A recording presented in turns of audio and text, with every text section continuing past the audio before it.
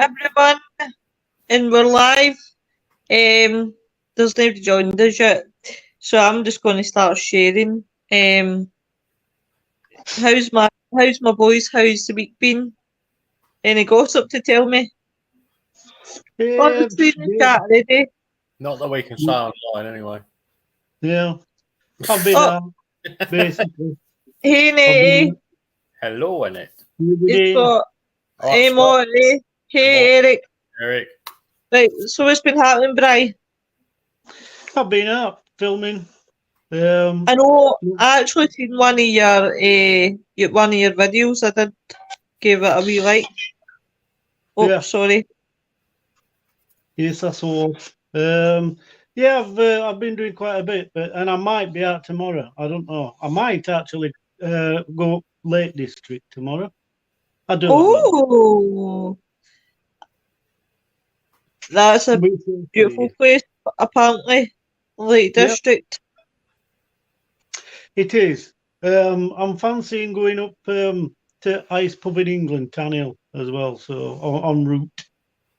Oh, that actually does sound really good. Hiya, Wild Bill. Hi, Scott, behaving my arse. Talking shite to my ears. So tonight, guys, I picked Ufology, and I'll tell you why, because it's the main thing that everybody's talking about just now. We had a guest for tonight, but unfortunately he couldn't make it. But what about that meeting yesterday, guys? That was pretty mental. I mean, one of the former intelligence official testified on Wednesday that the US government has found and covered up evidence of alien life for decades. What do you think about that, guys? I'm not surprised at all. No, I'm not. I'm not at all. I mean, Hi, Martin. Whistleblower, weren't he? Yeah, yes. But they're denying it. Hey, Kelly. But see, when I researched this, right, I found that I actually got a percentage. There was a poll done in 2019 that said that 68% of the Americans believe the government know more than they're letting on to, and 33% of Americans believe that some UFO sightings have in fact been extraterrestrial spacecraft visiting Earth. So it just shows you. Yeah, they pick the times to do the polls, don't they? I mean, let's face it, it's back in middle to pandemic. I mean, when everybody's been ushered to think a certain way. So I'm not surprised, like Ian was saying, not surprised at all to what these polls come up with. If you ask the man on the street, I think you'd get a totally different perspective. Who puts who puts these polls out? You know what I mean? Where do they come from? They're official. Do they come from government? Are you going to listen to that? Nah. Definitely not. I mean, one of the guys that testified has alleged that a house of that meeting that UFOs at the Pentagon has recovered crashed vehicles and biological remains believed to be non-human origin. I'll actually give you a quote of what he said. I was informed in the course of my official duties of a multi-decade UAP, which is unidentified anomalous phenomenon, crash retrieval and reverse engineering program to which I was denied access. My testimony is based on info I've been given by individuals with a long-standing track record in service to the country, many of whom also shared and compelled evidence to in form of photographic official documentation and classified oral testimony. So this shows you that, that I mean, is it credible? Is a guy credible? But So then, these are the points, aren't they? Because governments will say, no, the crackpots. but I just want to know where this is suddenly came.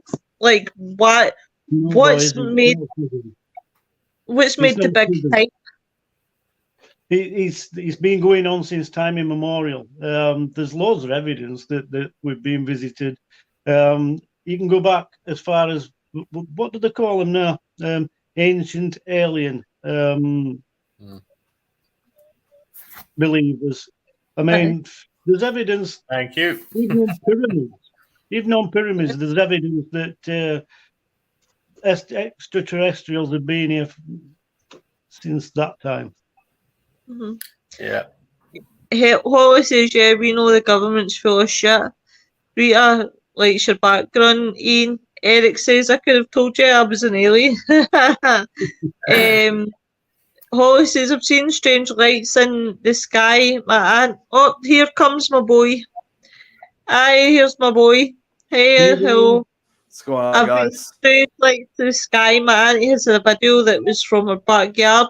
Nick, I see that bloody Nick Billy. He's always fucking like that, Nick. Don't tell him I said that. But sorry, Nick. I didn't really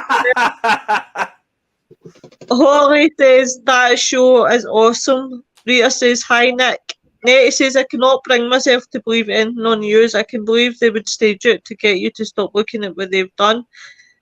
Also at that hearing, right, there was 2 other witnesses who actually testified. And they were basically, they used to be in the Navy, and they had their own personal experiences with UFOs or UAPs. They are defined as any object that are detected but can't be explained. So there's a lot going to come out in this hearing. I think a lot has come out in that hearing. I didn't watch it all, but I got the bit just there. Those naval guys, they were on the ship when they had that Tic Tac sighting, didn't they? And they sent the jets up. These 2 guys were on board the ship watching it all. And they reckon one thing the government have covered up the fact is that not only were these Tic Tacs flying around, and it was over off the coast of California, there was something the size of a Boeing 747 under the water that they were going to. And that's from the mouth of these guys that were on the ship. Again, I'll hark back to what I've said before. I'm just reading. Science fiction always sort of portrays what is actually being going off at the time. Now, you've just mentioned a scene like from Abyss. Hi, Louise. Hi, James. When the craft actually surfaces. Go on. Oh, wait a minute, Richard. Go back to Richard's plan. Okay. I don't care what the government says. I've seen an alien in person. I know what's real. That would be interesting to hear, Richard. Yeah. Yeah. Yeah. Well, we've all seen Lois. Oh, by the way, guys, just to let you know, well, Ian knows, on the 1st of September, you have all got the night off because I'm having a girls' night with Viv and Wayne Seaton's girl, wife. They're not married yet, but I still say wife. She's coming on to the show for the night, so it's a girls' night, so you can sit there and laugh at us. Ian says I was being sexist, and he's now identifying as a woman because he wants to gate crash it. Yeah, me too.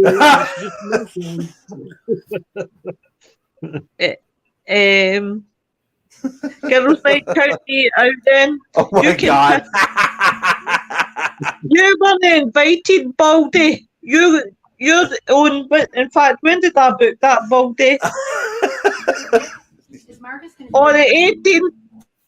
The 18th, Thingy, he's on. Oh, there's Mr. Seaton talking about aliens. Know that I'm calling Wayne an alien. Poor man. Lois, I've got wigs. It doesn't surprise me. You've got knickers, women knickers and all. But there is a lot going to come out in this meeting. Probably has come out. Sorry, I keep saying like it's past tense. Aye, the 18th hunt, and I'm wearing my wellies. I don't want to know about your wellies. I don't even know what that is. Sometimes it's best to switch off, Nick.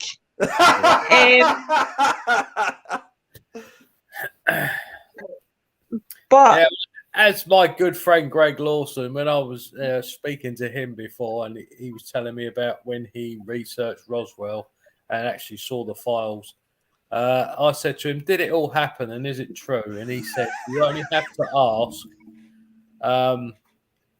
who investigated Roswell." He said, "You've got intelligence and counterintelligence. Intelligence, go in, investigate, gather the facts, and then inform people. Counterintelligence, go in, investigate, gather the facts, and then make up a story." He said they investigated Roswell, not intelligence.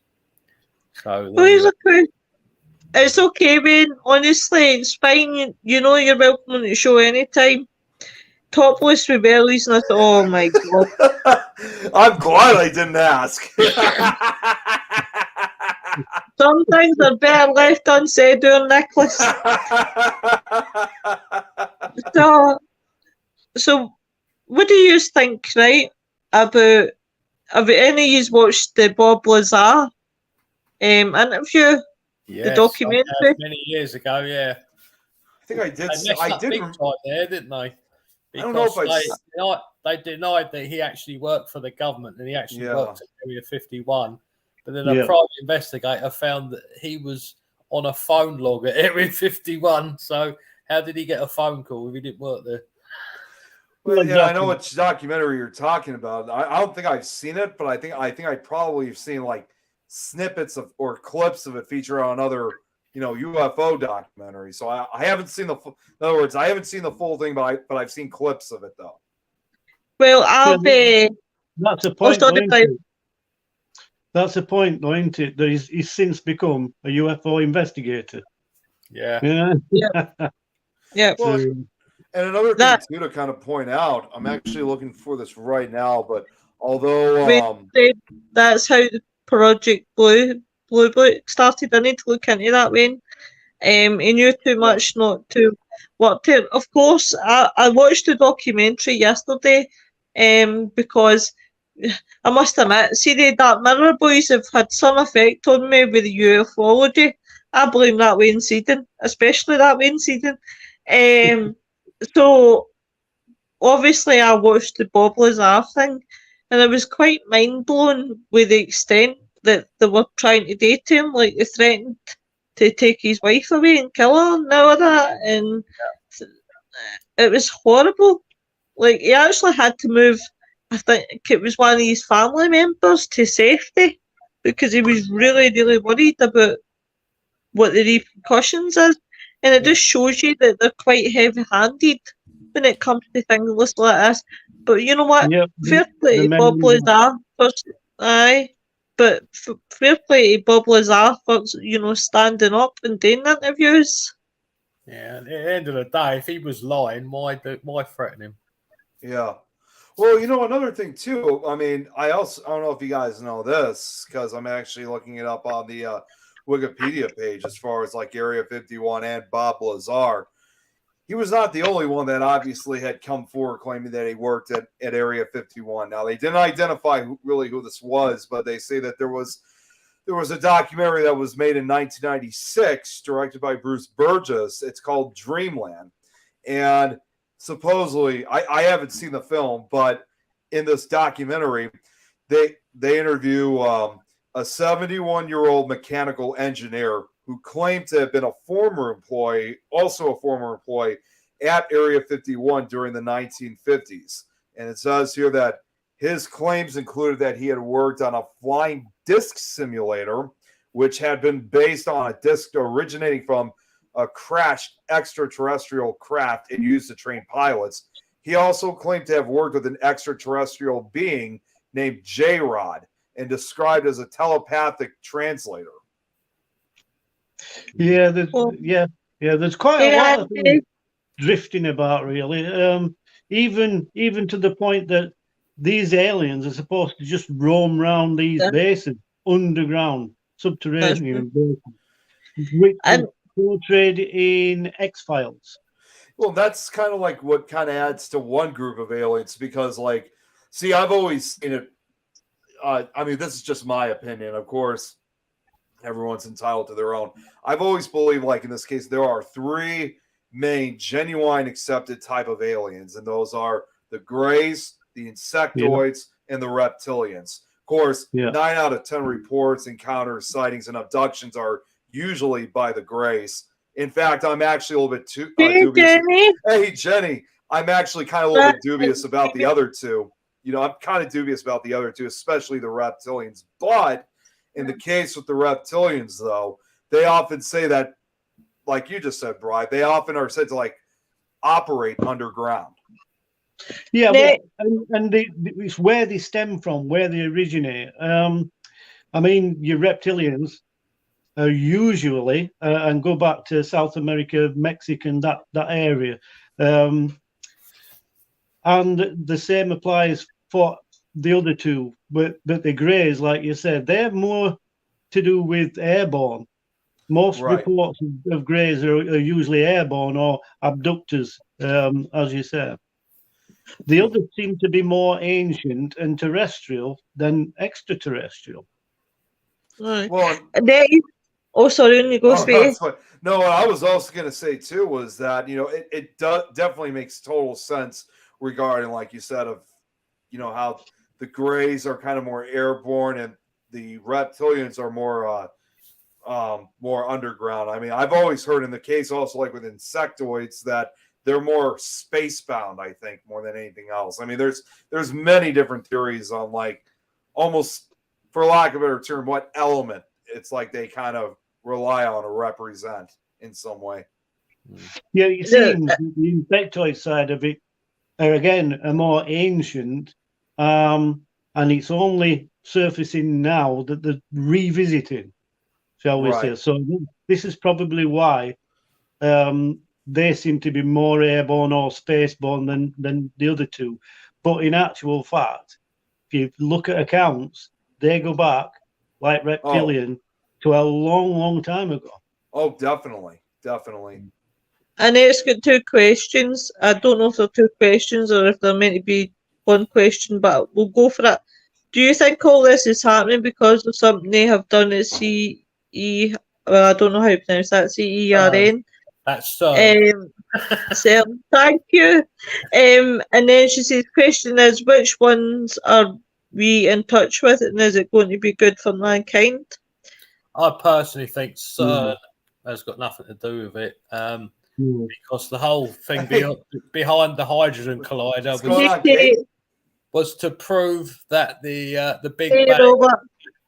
Big Bang happened, and actually proved it didn't. And if they were anything to do with the aliens, they would have told them that it didn't happen anyway. So why the hell would they have done it? But so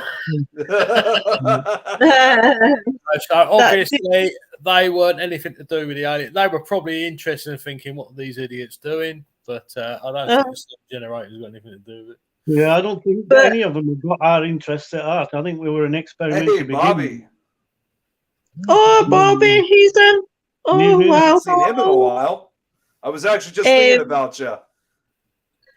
But see, the thing about it is, we all have this conception of what aliens look like through description that people have gave. But then you look at prime example, right? Here's prime example. Like you, once a wish. I know what you're wishing for, Nick. I tell you, we'll go some other time. Like, there's aliens out there. Oh, that's it. Like, obviously, Ian's got a background picture of an alien, right? So there's one concept to what an alien looks like. Then you get another concept to what an alien looks like. And I've seen all different kinds of pictures, and it's kind of like, oh wow, but it's that way. I The think you're- numbers that really. Yeah, I think you were so supposed. That's what another one looks like.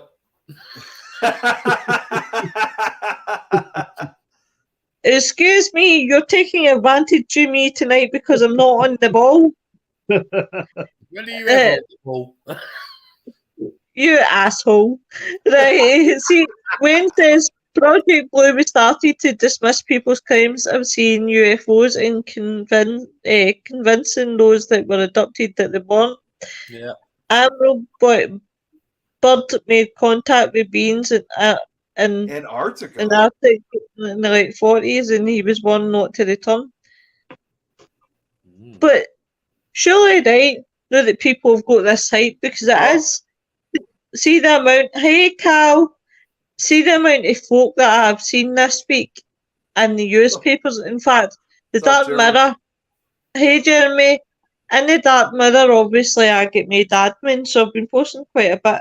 And one of the things that I posted yesterday was there was a video. It was just a short clip, and it looks like somebody's on the beach, and it's like obviously there were flashes of thunder, but there was this thing that you could see. Now, this wasn't a plane. Seriously. It doesn't, because planes wouldn't go that fast. But you just seen this thing just going shoom. And it was, you could see the shape of it. And it was like, at first I was quite sceptical because I like to think logical. And I'm thinking, well, what could it be? Well, it couldn't be a plane because a plane doesn't move that fast. And then I thought to myself, rewatch it again, and it does. It looks awful like an alien spaceship. What does an alien spaceship look like? This is what I'm saying. I mean, again, there's reports similar to what you've just been saying, but straight down through lightning, very similar to War of the Worlds when they're sending the aliens down to the ships that were already here. How much of that is? See now, I like Bobby's comment right here. According to my friend Tom Conwell, who has several published books, MUFON first responder and experienced something that's supposed to happen soon. Yeah, I read about the Edinburgh. Wayne says, take a look at my post on the Dark Mirror radio show group. I took 2 pictures from my plane. One of them has a strange object that I can't explain. In fact, wait now to see. If I send you the pictures, Nick, can you put them up, please? Yeah, if I Wayne can do that. Mind me doing that. Definitely. Well, while you're wait, doing that, I actually thought I should bring, since we're talking about a lot of this, I think it actually is worth bringing this up. And this is actually probably something that we could have as a future guest. I actually know somebody personally from MUFON, and he kind of runs almost like the Chicago chapter, if you will, because they got like all they got all these different chapters of MUFON. And I've actually been a speaker of his. Well, I was a speaker with him a few years ago, not necessarily just talking about UFOs and stuff, but also we were talking about the Mothman. It was actually at the Chicago Ghost Conference of 2017. And I saw him earlier. I saw him at 2 paranormal conventions earlier this week. Earlier this year. Saw him earlier this year twice. And I actually did offer him about wanting to have him come on to eventually be a guest on some of our shows. And so I offered if he wanted to come on. And he was all for it. Of course, I have to email him, though. Even though he's got a Facebook, he still prefers emails. But I think he would be great to have, if we're going to do another episode like this for Ufology, because he really is a real smart guy when it comes to UFOs. Another interesting guy was Bud. Was it Bud Hopkins? He was an interesting. Because that was the guy that I was telling you about, that where the military guy that was missing time, and he went to Bud Hopkins because he read his book. Wait, no, Tatty, as Bob Hopkins. Bud Hopkins was an American artist, author, and ufologist. He was an important figure. Oh, hello, Oh, look who's in. Mr. Wayne Seaton. Hey, Wayne. Hello. Greetings. Robert I found a loophole. Hey, Robert says this alien thing has been going on for years, so some of the truth must be in. I get what you're saying, it is true, but it's the fact that it's at such a hype. It's like everybody's talking about it. You pick up like, I go onto Facebook a lot and I look at the newspapers. I would rather actually look at the Facebook than pay money for papers. I don't know how much papers are these days, mind you. And I go onto Daily Mirror or the Sun or whatever, and you see quite a lot of articles about aliens. It's such a hype. Hi, Nicola. Yeah, but the problem with tabloids is that a lot of stories in there are sort of, the bloke that runs the paper stand in Leeds is an alien. You know what I mean? I mean, they ridicule a lot of it themselves. So it's, I wouldn't even bother picking a paper up. Yeah. You're better off watching The Simpsons. They seem to know what's happening. Yeah, It's yeah. I mean, there is a thing though, is that both me and Mark have said on the Dark Mirror radio shows that because of social media now, things are coming out a lot faster, a lot quicker, and they are so hard to get rid of. And the thing is as well is originally with Project Blue Book, they were able to go out and they were able to go to these people and say, this is not what you saw. This is what you saw. Abductees were told that they weren't abducted, they were dreaming, and it's got something to do with carbon monoxide in your house and things like that. But now with social media being so widespread, it's so hard to stop it. So the only way around it is by likes of Project Blue Book, or as they're known now is more ATAP, is they are employing people to spread disinformation through social media. So for every one or two videos that are authentic, you'll end up with about 20 videos that clearly are a load of rubbish, and people are still believing it. So you get the people that will believe it regardless. You'll get the people that will go, what a load of garbage. And so as a result of that, they overlook the authentic ones. So that's how they're trying to sort of dumb it down a bit. The latest rabbit hole is AI. And Christ, that is a rabbit hole in it. So, but yeah, I mean, flying UFOs, they're nothing new. They've been time immemorial. But during war, Foo Fighters, they always seem to turn up when there's a threat of nuclear problems and, you know, things escalating beyond control, shall we say. They always seem to step in. So are they real? Of course they are. For me, they are. They've got to be. Yeah. I mean, you also get people that say that, you know, UFOs have only been going since the Second World War with the Foo Fighters, but it goes a lot further back than that. If you go back to the Aborigines in Australia, the Egyptians, you go down to the likes of Peru, there is cave paintings and hieroglyphics of alien aircraft. Even Mexican folklore will often will even have it.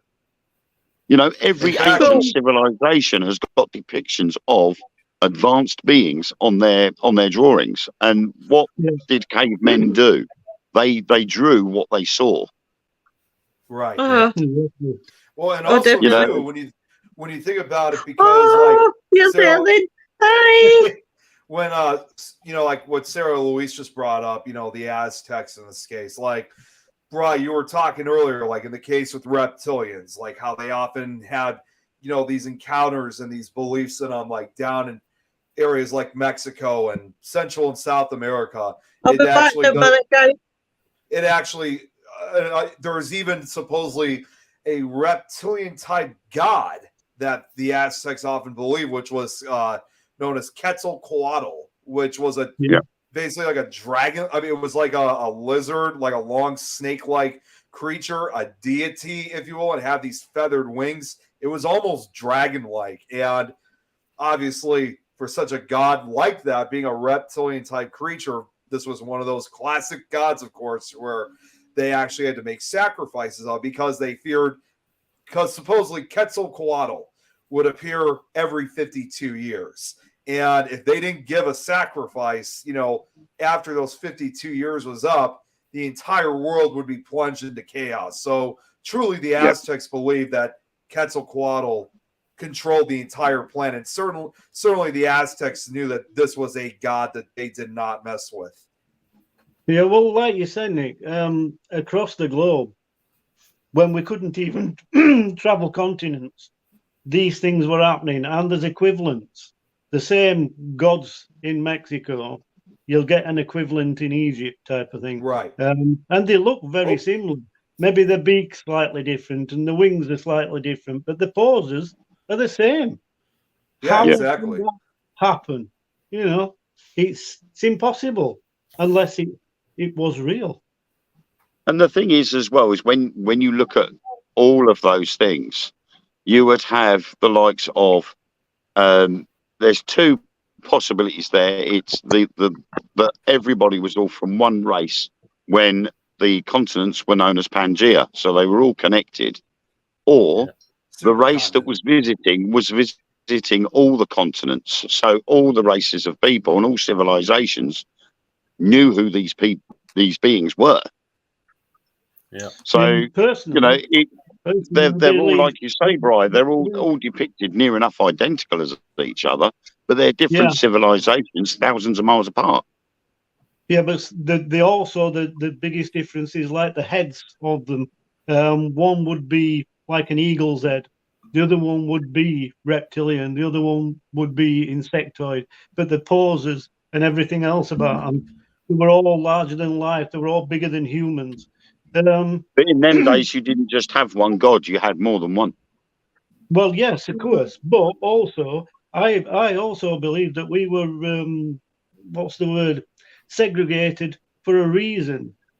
They shared the continent. So one species of alien had South America. Another species, let's say insectoids, had Egypt. The Greys came later and were the ones, what's the caretakers?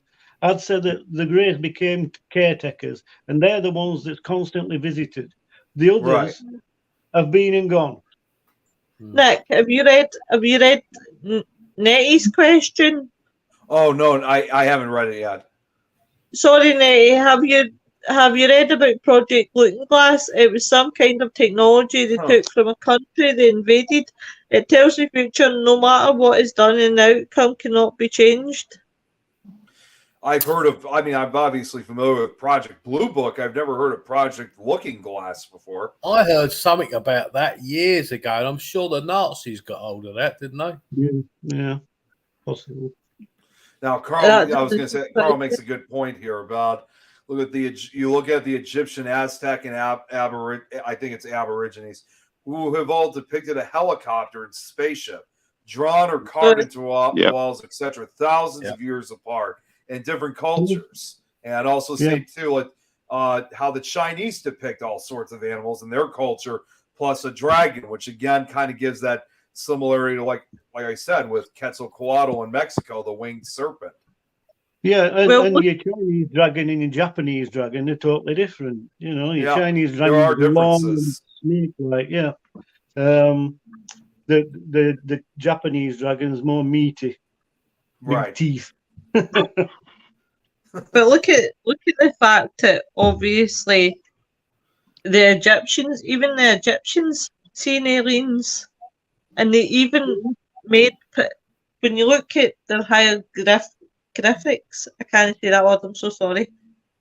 You can see their drawings of alien spaceship. So it just shows you it's just they've seen them clearly. What's the theory? I mean, one of the questions there is how did they know about light bulbs? Well, yeah. There is a famous hieroglyphic rock where an Egyptian pharaoh is standing there holding an elongated light bulb. Yeah, and batteries. They found rudimentary batteries with coconut shells and copper conductors and carbon. There was some found in Iraq as well. Yeah, they found a nuclear generator as well. I reckon it's 5,000 years old. Yeah. So this technology's come from somewhere, hasn't it? A series called Stargate was fantastic to explain what pyramids were for. Landing pads. I mean, that's fantastic for me. And it explained a lot in that series as well.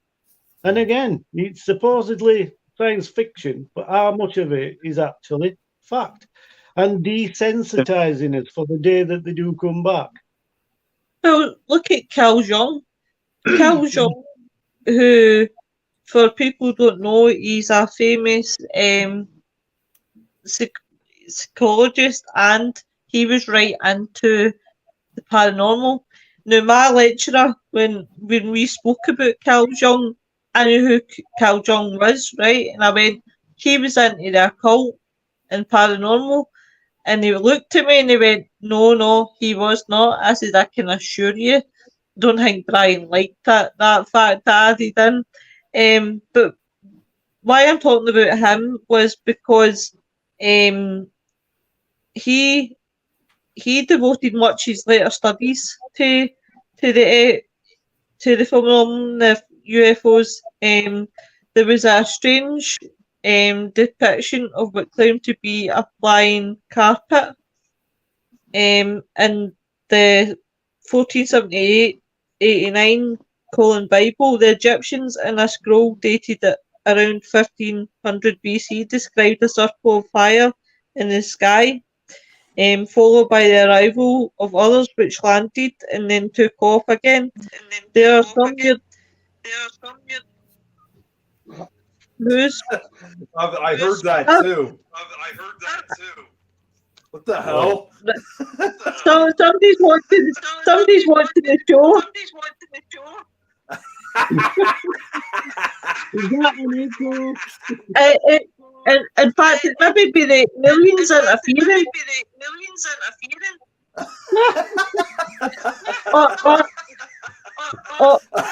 Hang on, I've just got to pop off for a second, guys. Right, 2 minutes, guys. I didn't cancel this. Sorry. The aliens have kidnapped us. Alien interference already. Yeah.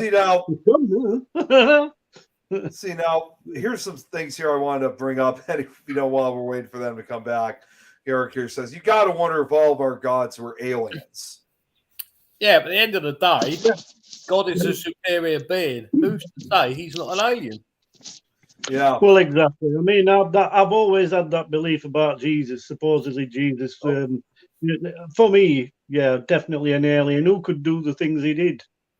I just looked this up because I guess curiosity got the best of me. But as crazy as it's going to sound, again, all this talk I've brought up, like in this case with Quetzalcoatl, even the Aztecs believed. There was a section that I read a little bit. They even said supposedly like Quetzalcoatl was actually Jesus Christ himself, and he would make these visits. Because again, Quetzalcoatl was a god. Of course, Jesus Christ was the Son of God. So these visits was a very important moment, apparently, for the Aztecs when it visited them every 52 years. So again, that was probably among one of the reasons why they always required a sacrifice, because again, it was the new world for them, for Mesoamerica. Well, exactly. I think something that's go on. I'll let you read that one out, Nick. Yeah. Just think that people look at Area 51, the joke, and that so many new stuff is happening in and around Dugway, proving grounds in the USA, and the locals won't talk about it. This place on the social media groups is called the New Area 51 or Area 52. What's going on there? That's kind of what I'm asking too. Yeah.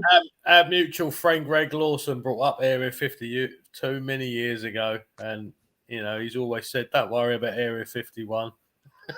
Area 52. Yeah. Exactly. I mean, there's loads of sites all over the world, but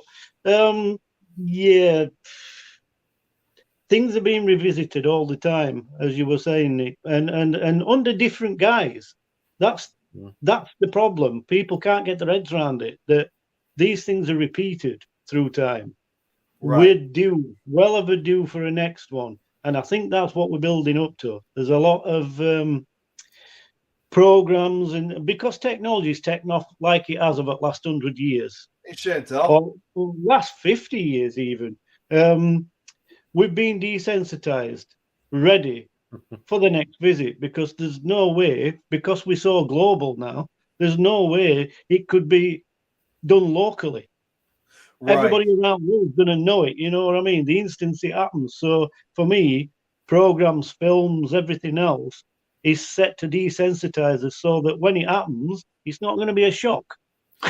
Well, and if you look at even like with some like the real reports, like whether it's UFOs, alien abductions, flying humanoids, crop circles, alien encounters, anything that you could think of.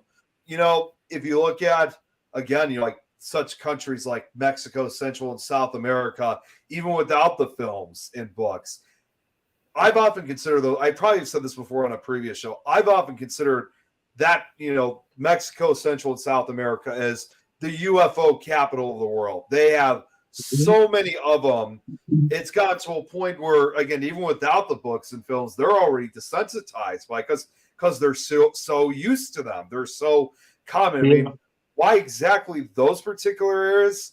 Obviously, I'm not sure, but it's interesting.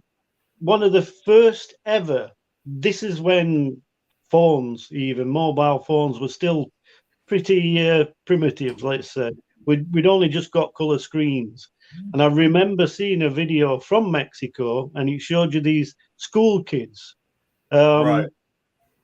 And one of the children was drawn to this figure outside down end of this ginnel. And he just showed him across bottom of, and that was a grey. Oh, the greys, yeah.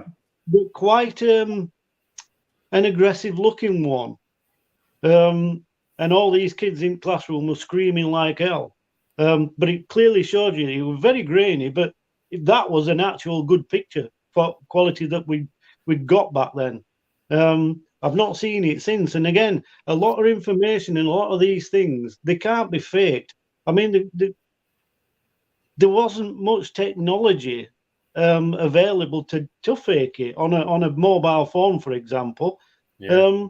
That was a really good, convincing video for me, because you could tell it were on a mobile phone. You're quite shaky as well. Couldn't hold phone sort of steady. They didn't really know what they were doing, but they caught it.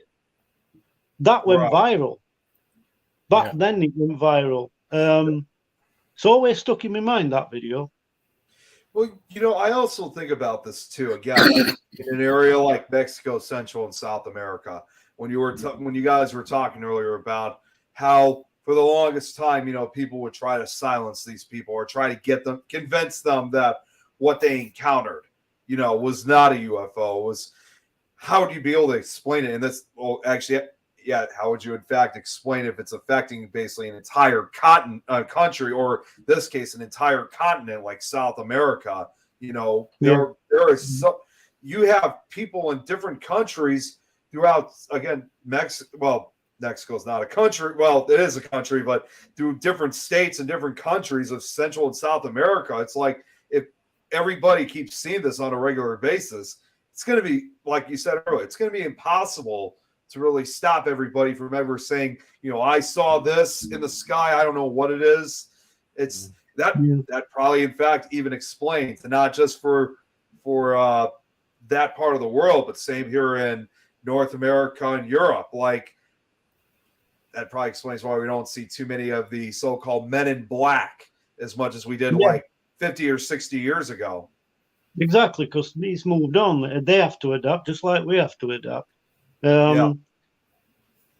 Abductions, for example, this is another field. Is that real? Yes, I can categorically. I've had an attempted, for me, and I was young, which 90% of abductees are young. This is something that's not mentioned either. It's only adults that say something because kids try to pass it off Yeah. as something else. It is a dream, it is a nightmare, whatever. Or adults will say to the children, "No, you've just had a nightmare." It's only the adults that come forward. But I was quite young. I was very young. I was trying to drop to sleep. We had a dog that used to go to bed with me every single night faithfully. That dog would not come upstairs this particular night. So I'm trying to drop off and I couldn't settle. And I felt something physically come up the side of the bed, grab my leg, and try to drag me out of bed. I couldn't scream. I couldn't make a noise. I was almost frozen, but I managed to scream. It let go. See, and that's often they often usually associate with that with sleep paralysis. Now, I'm not necessarily saying that it could have been an episode of it, but it does make sense because oftentimes people usually associate sleep paralysis with ghostly visitations, alien abductions, shadow people, and demonic possession. So the alien abductions involving, I think the alien abductions involving sleep paralysis is usually the most notorious.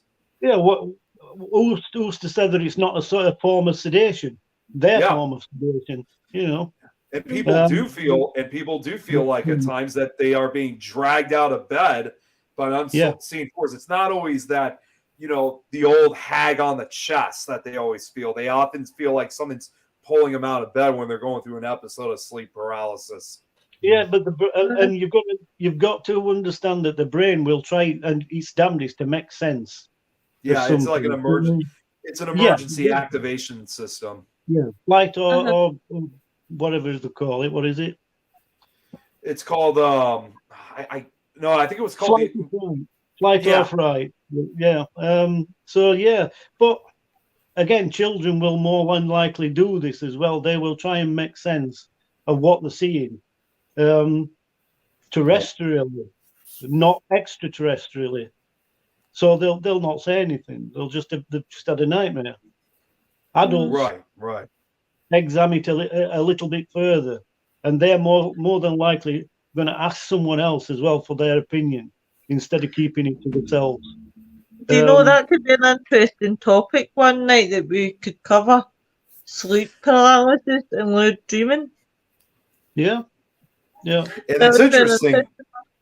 And it's interesting because, believe it or not, when we were talking, like, for example, about different cultures regarding like extraterrestrials or whatever the case is, there was also many different beliefs within different across all cultures of what sleep paralysis was, because they often believe it was some terrifying supernatural entity. But there's all these different beliefs that I found that I thought were quite interesting. So that would be great to do an episode. A future episode of sleep paralysis. I'll put that on my list of subjects we could do. I mean, the Romans also referred to UFOs as burning shields, so it shows you it's not just the Egyptians; it was also the Romans, all different types. So it does make you question how long has aliens actually been there and exist. It's like we've just been talking about with hieroglyphs. It is etched into time. There's a count. A lot of the before us. Let's face it. Yeah. A lot of hieroglyphs. A mimic. Guys, I'll be right back. A mimic around the world. So it's.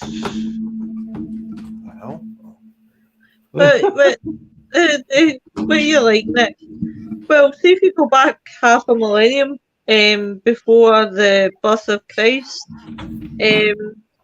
reading the Old Testament of the Holy Bible, I'm reading this by a book. I'm using the King James Version, the Peculiar Book of Ezekiel, who was a Hebrew prophet exiled as a prisoner from Jerusalem to Babylon. But apparently that in one of his books. He experienced a close encounter of a biblical kind, and one of NASA's major engineers suggests in some technical detail that what the prophecy saw was indeed a craft. It's a really actually an interesting one. It's unexplained phenomena. It's quite an interesting one, but sometimes you often wonder what would you do in that situation. Like, how could you explain what happened? And then it says so that many children disappear from every country around the world, never to be seen again. Where are they going? True. Yeah. Well, they're not in Lois's basement because we'd have seen them. Yeah. Listen, I only take a certain age range, 20s to upwards. Bobby says, where I'm from, Pine Bush, NY, is noted as being the UFO capital of the Northeast. It's believed they came for the type of convents unique to the mountain I lived in. I've got stories. I would love to hear them, Bobby. Eric says, I've had sleep paralysis so many times, my brain is trained to recognise it. I think the strangest thing that's ever happened to me in my sleep is that I woke up with my eyes open, but I can't explain that one. I literally opened with my eyes open, as though my eyes had been open for hours, but I was never. My brother sleeps like that, which is really freaky. Oh, it's kind of like, So if ever you've been anywhere near my brother when he's asleep and his eyes are open, it's quite freaky. Cliff says something else to check. Why has the team at NOM already begun construction on Saudi Arabia's zero gravity city, the line? Are you here, Tim? Bobby's asking. Annette says, my sister sleeps with her eyes open. It's a freaky thing. I actually gave me the creeps. It's freaky, especially for the person who walks in on them and they're lying there out cold with their eyes wide open. Yeah. I know. You got that. Said, I meant to say someone is Scottish. Winky. She's as freaky. What fascinates me is there's all these different beliefs and religions that's been born through gods and creation of gods and one thing and another. But even through all that, we all have individual beliefs of the same thing. And it's amazing how much it varies. So where have we learned all this from? Because we're all reading from the same book, you know what I mean? But we've still got different beliefs. Yeah, I've always said the same thing. You've got all these religions, but it's the same God, different prophets. So who's to say the God, the superior being is an alien? Very possible. Exactly. Very possible. I mean, I've pieced a lot of things together, and it's a fascinating story, actually, and I think I've mentioned bits of it before, but it does explain, because I like to make sense of everything, and it does explain where dinosaurs went, who was Jesus, what was the art, and it's totally different to the conventional things that you will hear about them, but they make sense to me, so it's all good. What was it going to say? Did you put up Wayne's pictures, Nick? Not yet. I was not yet. I was going to wait until you brought it up. So I got the up. And speaking of which, he's coming right back on. Oh my God, that's hilarious! I was like that. Wait. There we go. Me and Nick. Sorry, I'll let you go, Nick. Okay, let's try this again one more time. Aliens don't want him on. Yeah. No, but it is. Me and Nick love to play tennis to see who can get the comments putting everybody in the first. We don't want to know about your out of show activities, thank you. Listen, me and Nick are quite happy playing tennis every week. Yeah, well, just give some milk and some ginger and we'll watch. That must be some hell of a racket you've got then across the Atlantic. Do you know what? Do you know what? I'm quite surprised that we've not had comments like, "How long have you been together?" Oh, dude, now I'm getting the hiccups. Oh, Sorry, are we man. still talking about UFOs or dating agencies? yeah. Well, that's the No. rabbit hole we have to go down. Listen, I got the. I'm looking. Sorry, on you go. I was gonna say I got the pictures ready. Right, let's see these pictures of Wayne's. Yeah, you made a good I was time. going to say I had a phone call. Yeah, so Oh. here's the first one. Look at that. Whoa. There's only 3 of them, so here's that's the second some wine. I don't know if you've ever seen it before. I know it's very rare in Britain. Oddly enough, yeah, it's the object in the blue circle. The second that one. yeah. The- Oh yeah, yeah. here we go. So on the first picture, that was the first picture I took. The second one was taken literally straight after the first one. Oh wow. And then because obviously I looked at it and I'm like, right, well, we can see where the sun is. We can see where the optical illusion sun is with the blue dot. Yeah. And some of the little blemishes that you see on the picture are the actual windows. And there'll be like marks on the windows or little air bubbles, water droplets, and so on. So everything on that picture I was able to explain, except for that dot in the circle.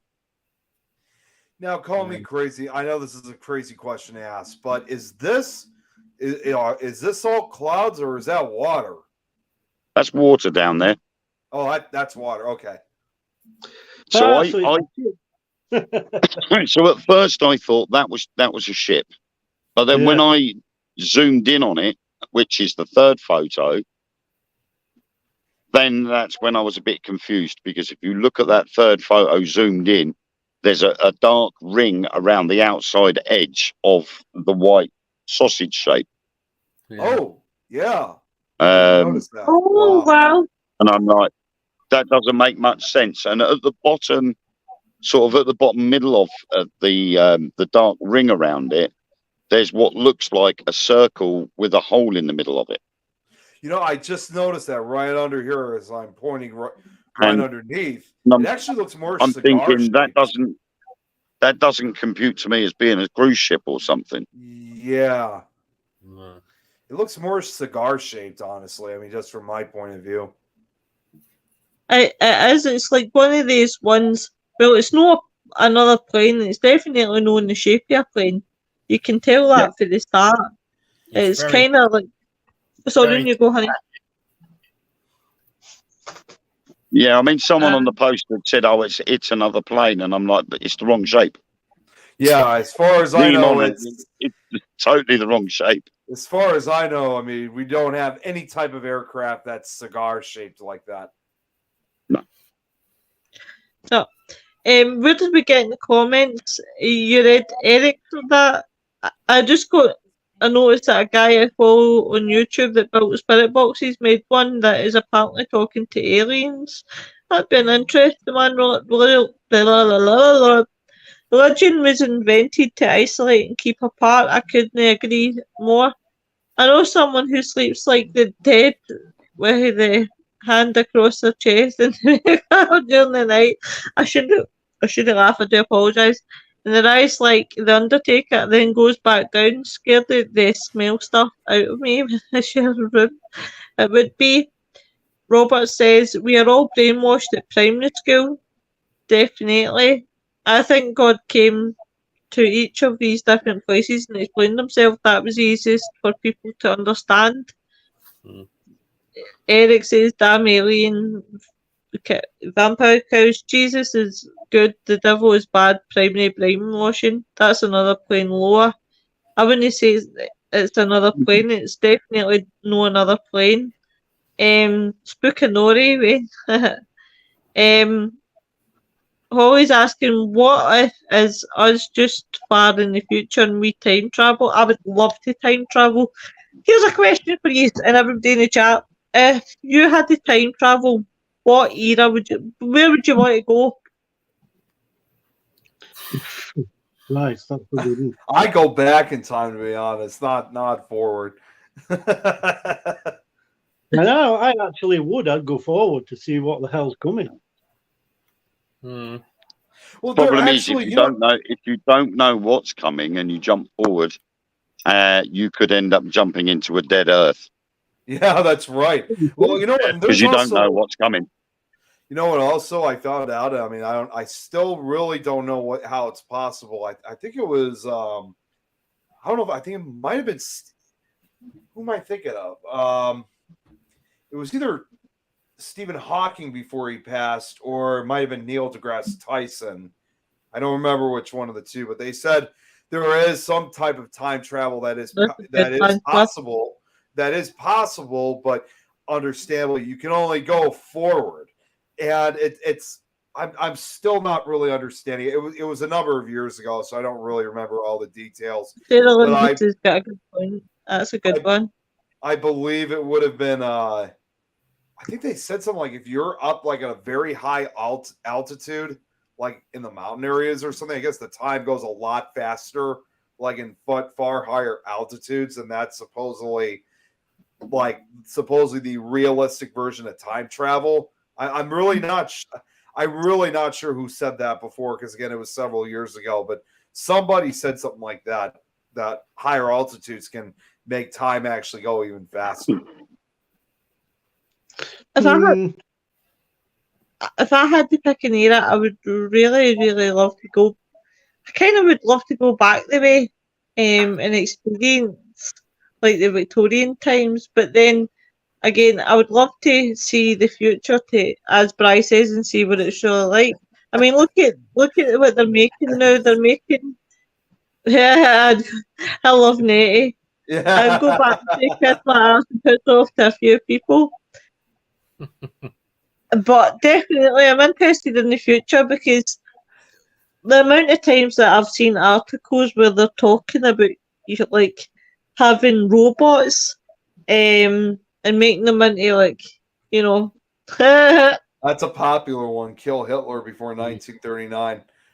Although he came into power, he came into power even before 1939. I think it was actually. I was thinking that myself. If you could time travel, go back to it wouldn't have to go back to 39 or 38 or whenever. That was the start. That was the start of World War II. That was the start of World War II. You would have to go back further than that. You'd have to go back to the First World War, because the Second World War started not just because of the way Germany was feeling towards certain people. It was also because he wanted to get part of his land back that was divided after the First World War. Right. Yeah. So then you would have to go back to the First World War to stop that. The problem then is, if you go back in time and you alter history, you're going to alter your future. So you could alter it in a way that stops you from being born. So you would then not exist. Exactly. And also, so too, it's I mean, a dangerous thing to do.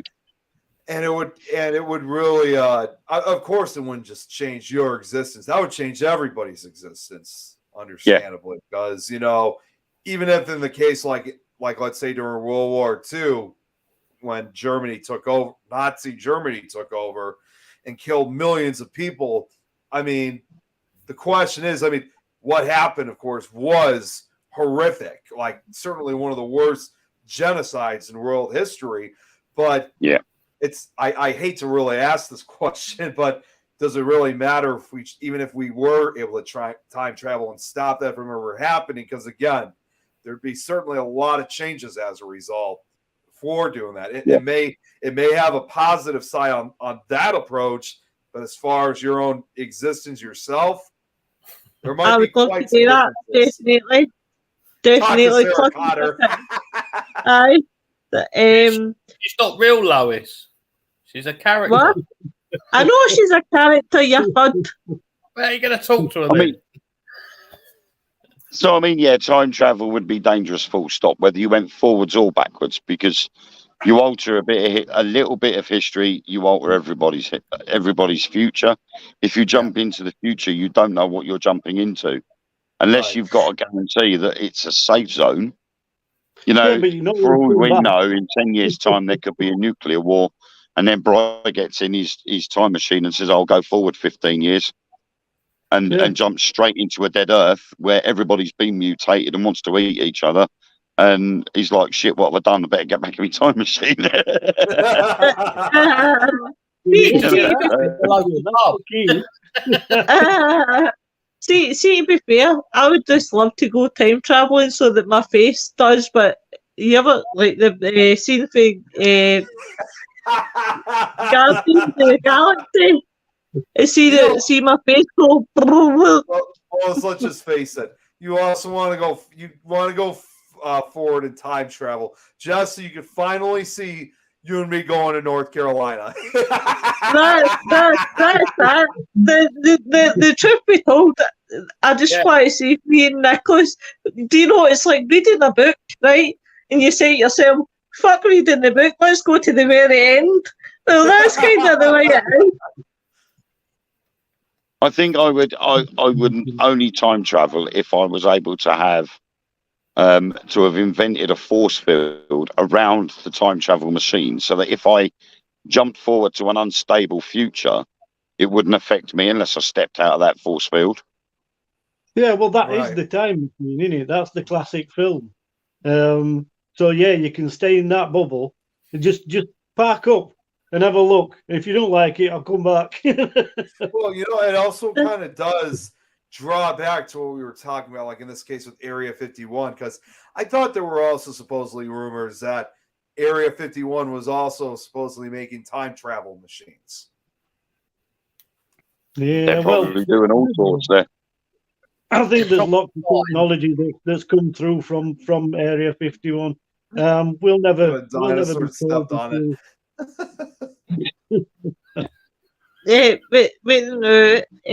Did we get Sarah's comment? Aye.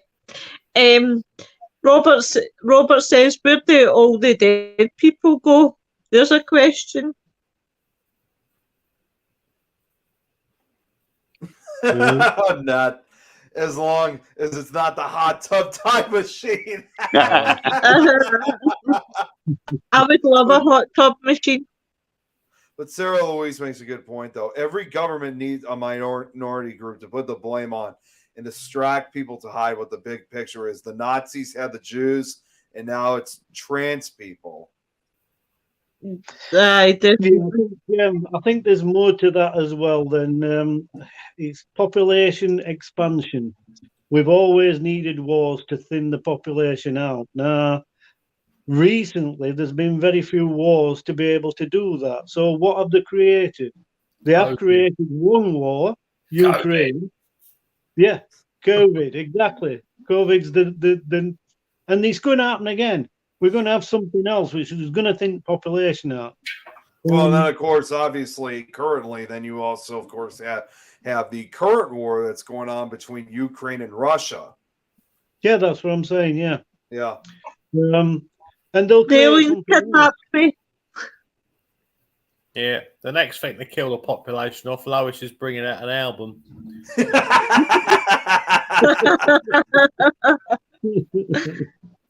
What a prick.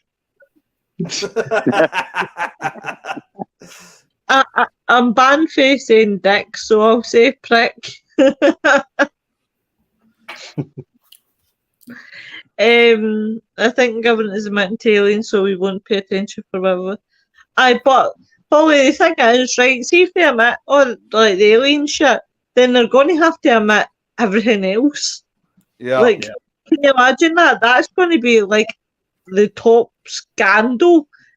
Because then ball's already rolling. Things like that are happening, aren't they?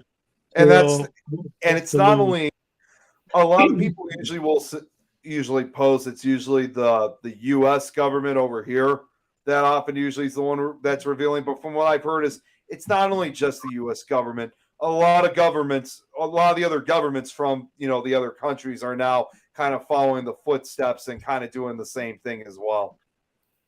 Yeah. Yeah, I mean, Exactly.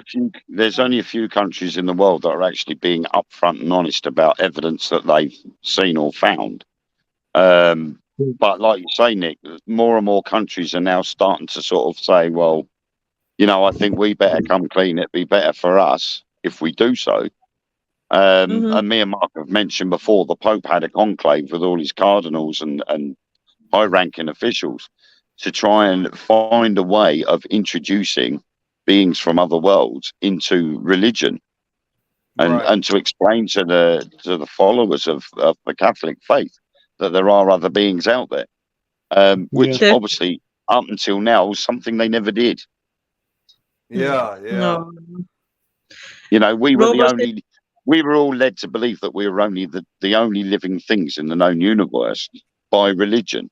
And now all of a sudden they're having to do a back step, rethink everything and go, well, actually, we're not. There are other things also, out there. If you think about it too, 500 years of modern astrology has really taught us that the universe is obviously full, in this case, like with a lot of other planets and galaxies out there. And the fact of, certain extraterrestrial life that certainly can exist. And it really would make a lot of sense, because if there would be life here, then why wouldn't there be life out there? There's no way. Exactly. There's just no way under any way, shape, or form that we're the only living beings out there. We're not alone. We're monitoring of constellations, actually, going back to pyramids, both South American and Egyptian. They found, for lack of a better word, windows pointing exactly at these constellations, and they're both from South America and Egypt, facing the same constellations. How do you work that one out? Right.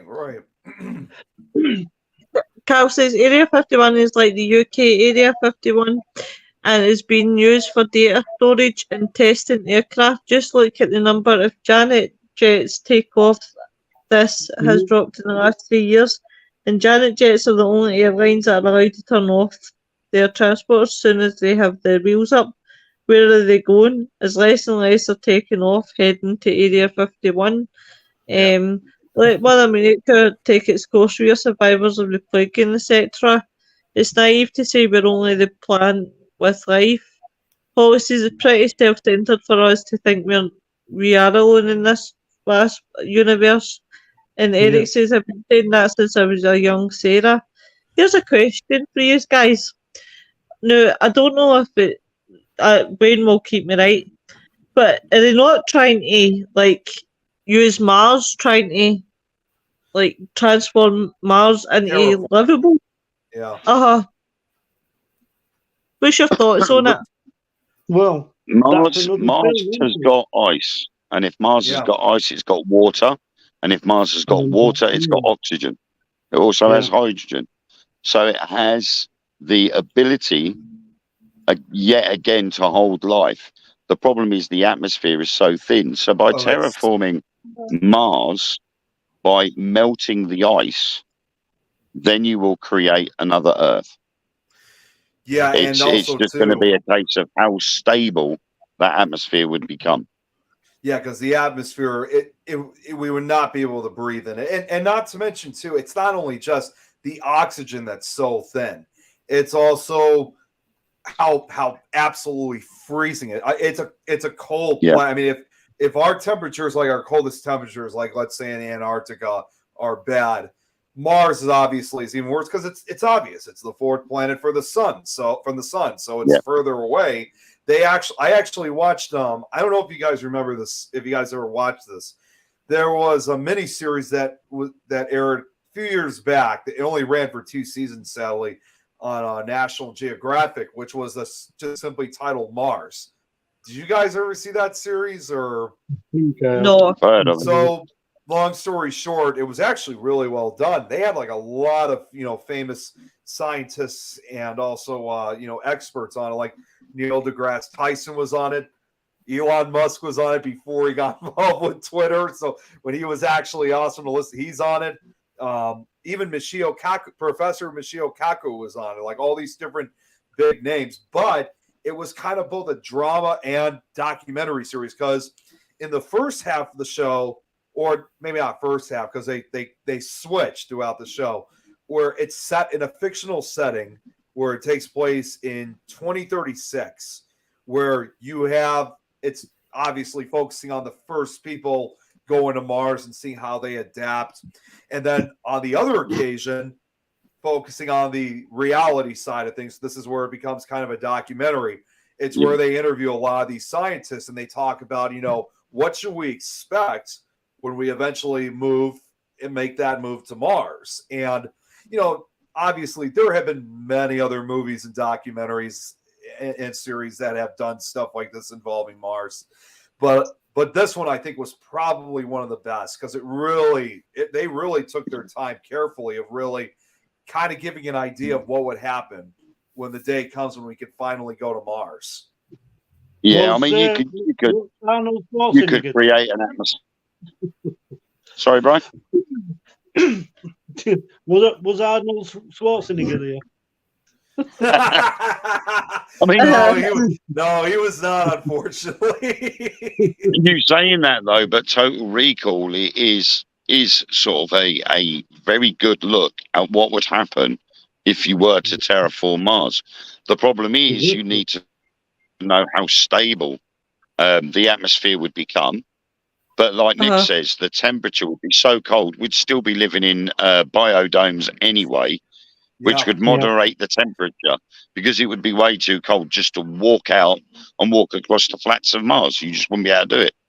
You'd freeze to death. In fact, actually, the series did say, I forgot to mention, because they did talk about the temperature. They say, based on from what they've collected from the drones that they've sent out to Mars, is they say the warmest that it ever gets on any part of the entire planet of Mars is 0 degrees. That's as warm as you get on Mars. Yeah. But look at, I wouldn't want to spend every day walking out at 0 degrees. That's just, you know, it's, well, nah. People do. you guys, what's your thoughts, right? And this is just random and it's come into my head. You know how random that could be. So this has come into my head. Have you guys noticed the difference, right, since COVID was here? And, you know, when weather-wise, I'm talking about how we had that hot weather and we were actually hotter than Spain, and it was weird. But I've noticed the winters are not as cold as what they used to be, if that makes sense. I'm probably fucking talking a load of shit. But you know what I mean? No, I understand what you're saying, though. Yeah, it's just the natural thing of the earth, isn't it? It's not climate. Yeah, I mean, it's just the circles that it does. We are it's a cycle that the planet. Here's an actually interesting. Oh, I'm sorry, Brian. Go ahead. The geography of the world is changing, so the trade winds have altered. So we're getting weather in certain countries that we would never have got before, which is natural. Again, it is natural, but we're causing it. Yeah. So it's sort of an unnatural development, and I don't think nature's keeping up. Yeah, I think what it is that Earth goes through a greenhouse age and an ice age, and it happens on a regular basis. Take care, Cliff. It happens on a rotary basis. So you'll go through a greenhouse age, you'll go through ice age, then it will warm up again, then it will cool down again, and it will keep warming up. They've already proved that by looking at core samples of ice. But what we've done is we've brought the greenhouse age on a lot quicker than it should have done. And so at the end of that greenhouse age, it's going to inevitably end with the start of another ice age. Yeah. And that's the way the planet becomes I'll be back in a around. second. I'll be back in just a second. I gotta make a quick phone call. I won't be long. Listen, you stop cheating on me with all these women. I'm getting fed up. I'm getting fed up with this shit. No, it's actually something involving work. So I'll be back in a second. Oh, you naughty boy. Yeah, I'll explain later. All right, honey. I'll be Sarah back. Louise says it's Project Fear. Robert says summer is early. It starts in May. It's just something that I've noticed, like how much Yeah, warmer it's getting. Because Yeah, but the thing it's is as like well is also the way to look at it is the seasons are moving, they're shifting. yes. mm, You know, instead of summer being between July up to or mid June to September, it's now starting in May and going through till mid August. And then you've got autumn, it will finish a month and a half early, and winter finishes a month, or it stays a little bit later. We're finding that we're getting snow later on in the year than when we would normally have got it. I remember as a kid, you could guarantee you'd get snow at Christmas. Now you're lucky to see snow at Christmas. Yeah, do you it's know? But you end up getting it in keep January or February. I keep saying every year, I'm like, it will snow for Christmas. It will snow for Christmas. But I've never ever, like, see where I stay, right? The problem is, where I used to stay, the snow used to be really, really bad. Like, honestly, at the side of the road and everything, it would be, like, piled up. But when I came to Ayrshire, I discovered that we don't get as much snow, and it's due to the sea, like the salt. So it does fall, and it'll lie for a bit, and then you look at it about half an hour later, and it's like, poof, vanished. Aye, and I missed that. Down here. Same I down did here. miss that. Coast, yeah. Yeah. Snow is nice on the TV. I totally agree. But do you know what? I must admit, right? See with snow, see as soon as I see snow when I go back home, I'm like a big Wayne. That's me. I'm running out, throwing snowballs and everything. Because in that sense, I've not seen snow for that long. Oh, wait, now Bobby has a question for us. What category and field would you all put the study of UAPs and aliens in? Ufology. Yeah. Definitely ufology. It's difficult to call it by its new name because UFOs have now been rebranded UAPs. So you can't really call them you can't call it UAP ufology. It would be Ufology. Wapology. It's ufology. Weirdo list. Robert says weirdo list. Holly says I'll stick with white sandy beaches in Florida. But yeah, it's a fascinating subject. But I blame the Dark Mirror boys, they got me into it. Yeah, it's like I've been saying for a while. The problem is AI stepped in and it seems to have taken ufology side of paranormal to a different level. There's far too much fakery across the board. In ufology, it seems to be taking a turn for worse for me for that. Yeah. Bobby says, is ufology paranormal or the other word I can't pronounce that? I'm so sorry. Logical. At the moment, until aliens and UFOs are confirmed of their existence, they will stay as part of the paranormal. Once it's confirmed and we have 100% pure evidence of alien beings, it will always stay ufology and it will stay as paranormal. Yeah. Then it will become anthropological because then you'll be looking at the different species of alien that are out there, because you can guarantee if these beings have come here, they've been elsewhere as well. So they'll be able to share what their knowledge, and it will be their knowledge concerning other races of beings. So then you come into the anthropological side of things. Yeah, it sounds a bit weird that in a time when aliens and ghosts are proven, will be the normal field. Yeah. Well, I'm laughing at Sarah Louise. Not laughing in a bad way, but it is quite a good question. If a UFO landed in the UK, would they be an illegal alien? Yeah, they get a house. Yeah. They get a house, you know, and They'll get a free house and money thrown at them left, right, and centre. yeah, they get the phone. Yeah. Robert says, so you've got an alien spaceship that's about 50 feet round. Where is the mothership? I would hate to see the size of the mothership, to be fair. Holly says, we'll share if they want peace. Bobby says, ghosts will always be paranormal. And Sarah Louise says, like the film The Navigator. Yeah. So 4 minutes, we might have...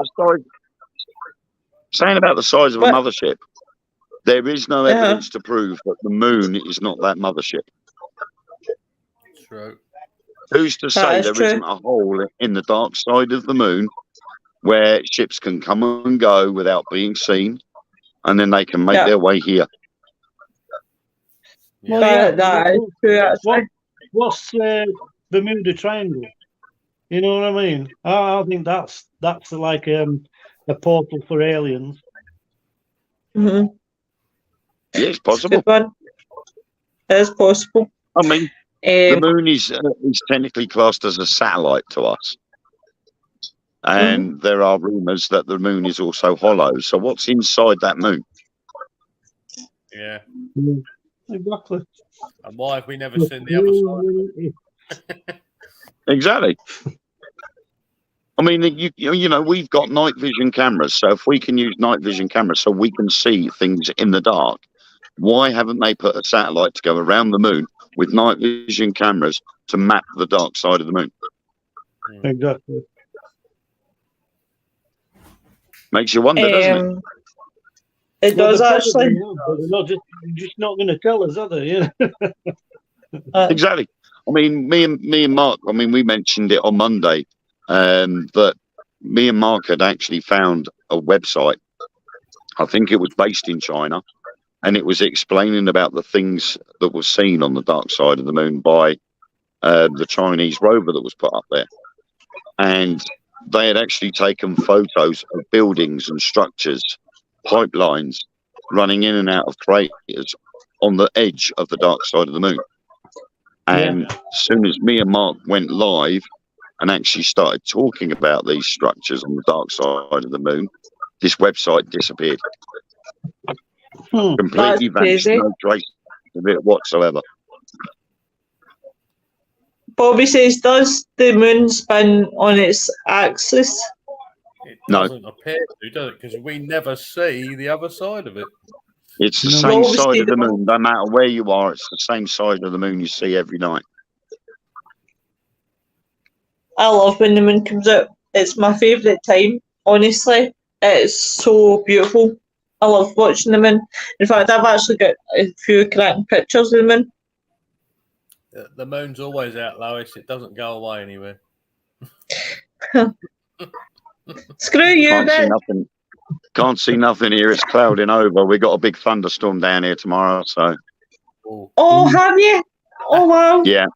Well, it's not all wow for It's supposed to be starting about 10 o'clock in the morning and finishing about 10 o'clock at night. Oh, nice. We get some nice big thunderstorms here in Corfu. Is it still warm, but like Spain? Because I know when I went to Spain and it was absolutely bucketing, but it's still really warm. I'm still sitting on the balcony sweating in my shorts and t-shirt. As you can see by the shine of my forehead.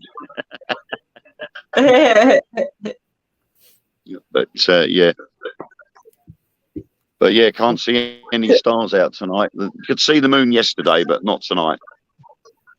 I hope that's a misprint, Bobby. Bobby says, come to Florida where it's 900. Well, no, Robert, there's no fires. They've all been put out. Sarah Louise says, Wales is going to be wet tomorrow. And Annette says, I love Corfu. But yeah, it's one of those ones I love. As I said, I loved going to Spain because it was really, really warm. and I'll never ever forget going to the water park, and I thought, do you know what? I'll walk home in my bikini bottoms. I'll be fine. I never ever burn in the legs anyway. Should have put the sunscreen in the legs, and I actually burnt my legs. Like really, that and my legs never ever burned. But my God, I felt it. But you should know, though, it's the slightest bit of sun will burn you. That's because bitches burn like hell.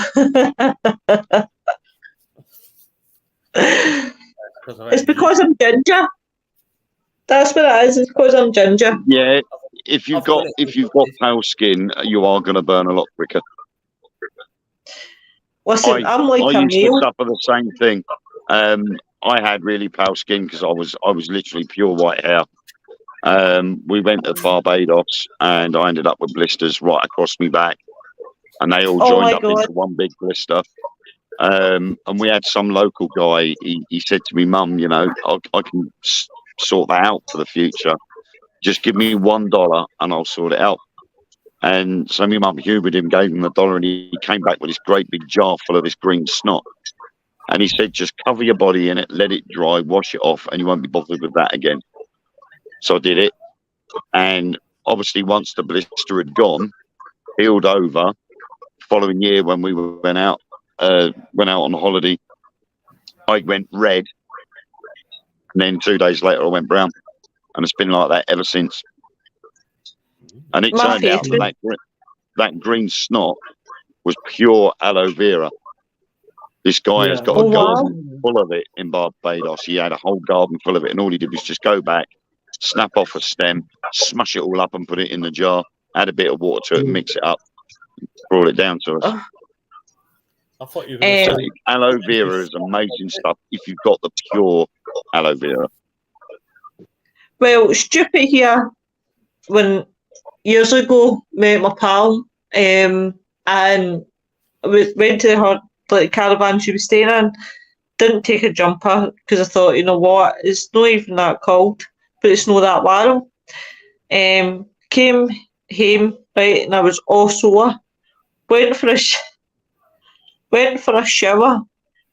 Came out of the shower, dried myself, and I thought, oh, I'll put butter, like coconut butter, on my skin to soothe it. I woke up like a fucking nuclear beacon.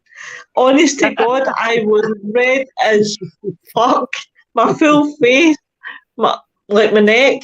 I actually made a football pitch on my leg, like what there was actually like a football pitch, like the size of it. And I was like, you could play football in my leg. I've got the picture somewhere, and I'll send it to you in the chat. But I, stupid here, thought, oh, coconut butter, it'll be fine. That'll be my after sun. Yeah. Ian, what is she, stupid? Anyway, I'm gonna toodle off because it's 11:30 here, and my phone is about to die. Thank you very much. Thank you very much for coming in, my lovely. No problemo. Before it closes. I get to the pub. Last bar. I've still got about an hour, maybe 2 hours before it shuts, so I'll be all right. See you later, honey. Thanks for coming. See you later. Bye. Bye. Bye. Bye. And then there was three. Then there was us three. But yeah, it's been an interesting subject to ufology. It is a good one as well. Yeah, we'll do it again. Yeah, give it a couple of years and we'll have an alien on as a guest. Yeah. What about your pal behind you? Can you not invite him? He's a bit silent at the minute. He's been mute man all night. And it says, I've got burned in coffee. The trouble is their heat does not feel like ours, and there you don't realise it's so hot when you're jumping in and out the water. It's not a shielded, that's why. Yeah. So what other rabbit hole can we go down tonight, folks? Yeah. We actually avoided a rabbit hole tonight, which was a Yeah, first. we're doing well. I know. I am so proud of this show tonight. We've actually stuck to aliens. Exactly. One subject all night. That's unreal. Oh, right. Well, we better break the mold and talk about something else. No, we can't do that.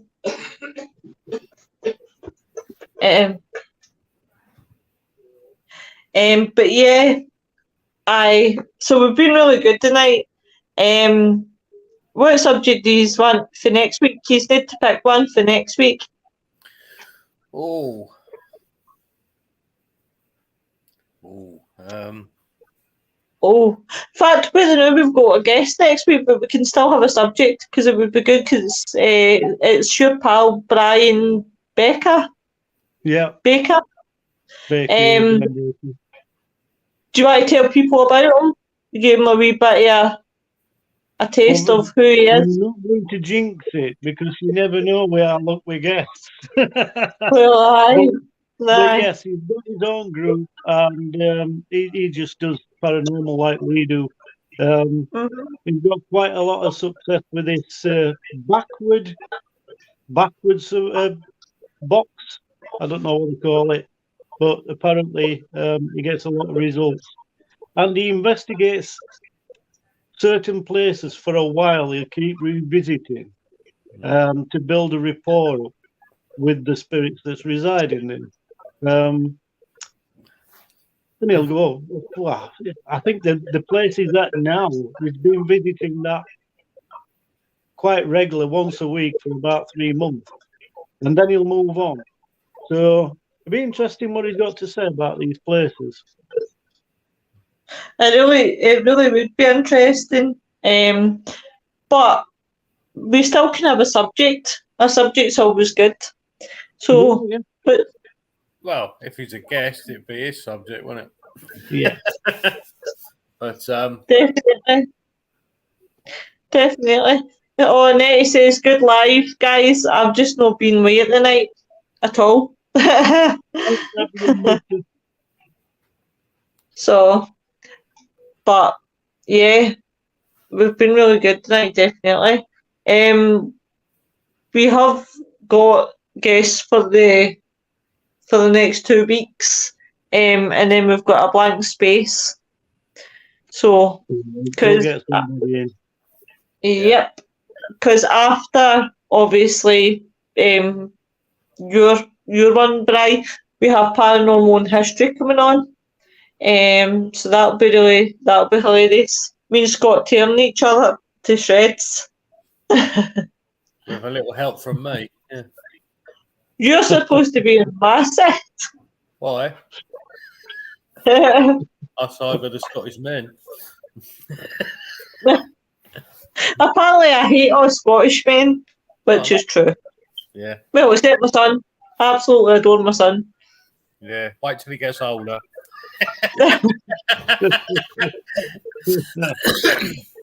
Why don't I just be truthful? I hate everything about Scotland by the looks of it. Yeah. Some of the food. Brew, apparently. Oh, I don't know what's happening, but the workers are going on strike for Iron Brew. I don't know what I'm going to do. Oh no. No, your hair goes right. You have to get it re-imported from America. Oh, well, that's true. Or come down to England. The hair will go grey and no one will recognise her. That's what'll happen. Yeah, that's it.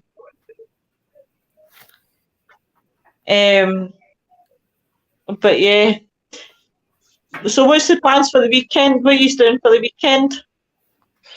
I can't make my mind up. It depends on weather. If it's good, then I'm thinking of, as I said earlier, coming up Lake District, up North Yorkshire through Hawes, Can Hill, highest pub in England, and take it from there. So, but that's dependent on weather because you can't go up there in bad weather.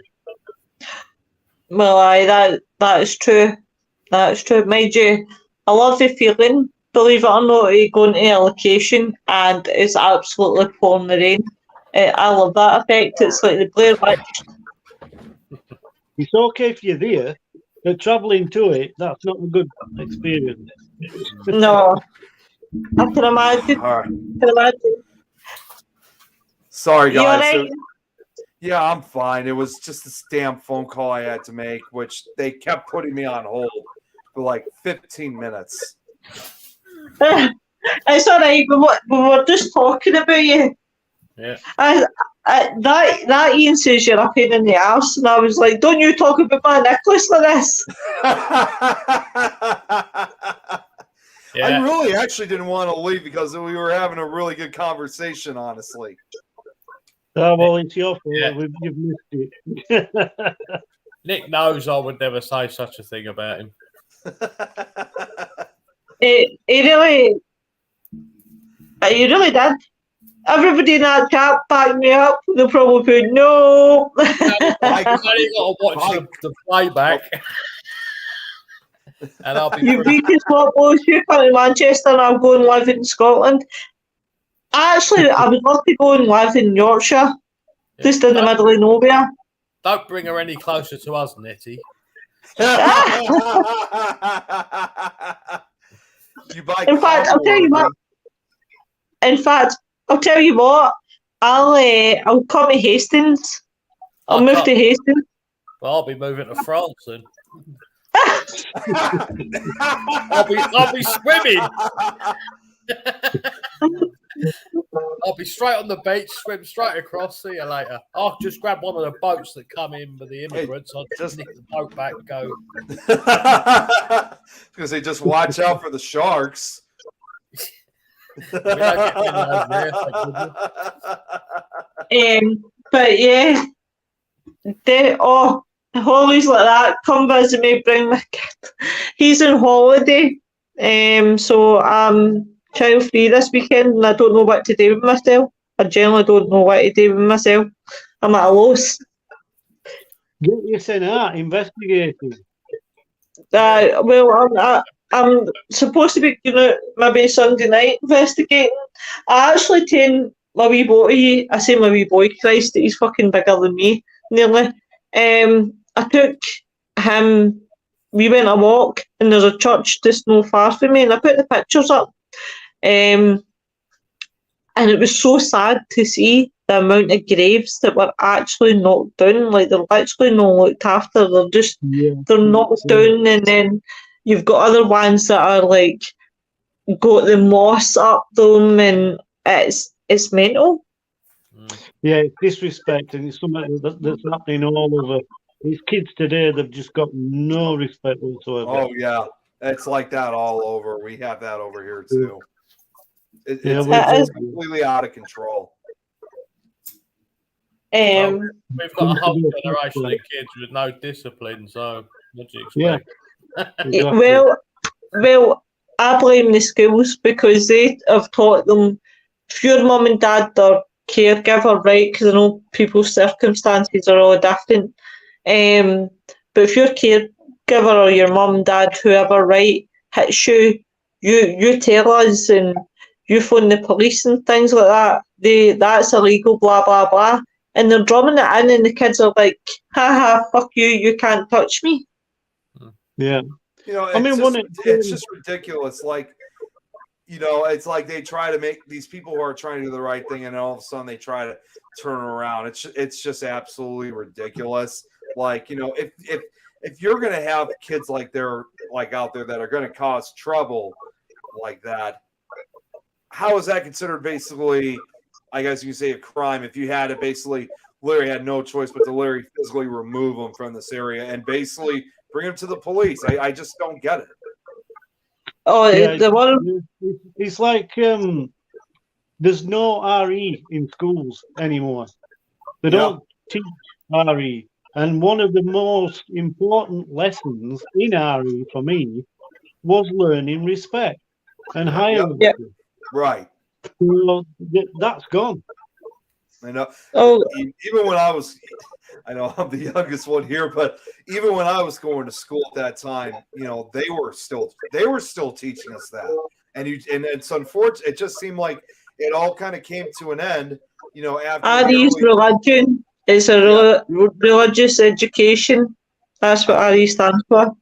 I think for the most part, it kind of came to an end by like, you know, after the 2010s, you know, at the beginning of the 2010s, I think is when it really all kind of came to an end. So I was kind of like one of the last generations to really kind of have that experience. And you just don't see that anymore with modern day classes with kids going to them.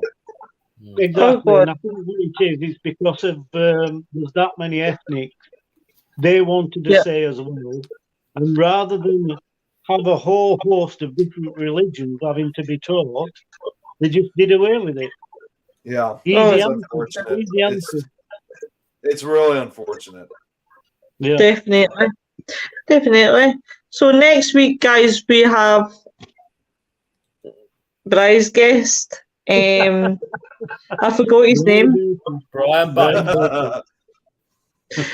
Sorry, my brain. I'm nowhere tonight. It's just everything. So Brian Baker, I should remember that. Brian. So he will be. I'm half expecting my mate's dad to turn up. How funny! How funny would that be? So yeah, that's what we've got next week, guys. So everybody have a good weekend. And also too, Nick. as a reminder too.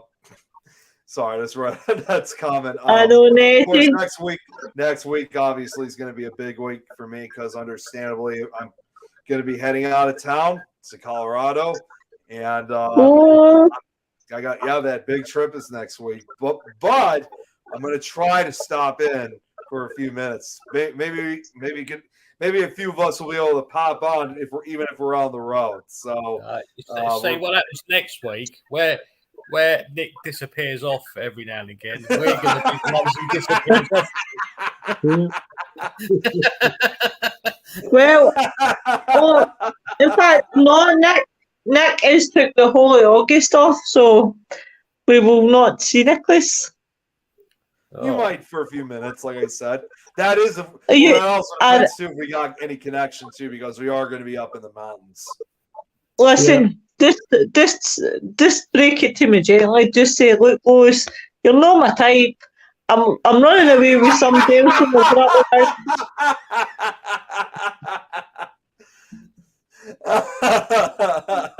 I'll take it. I'll take it like a man.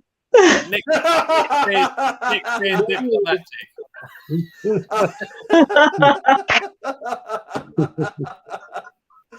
Oh my God. Good night, everyone. Have a good weekend, folks, and stay safe. Have a good one. Oh, good night, guys. Bye.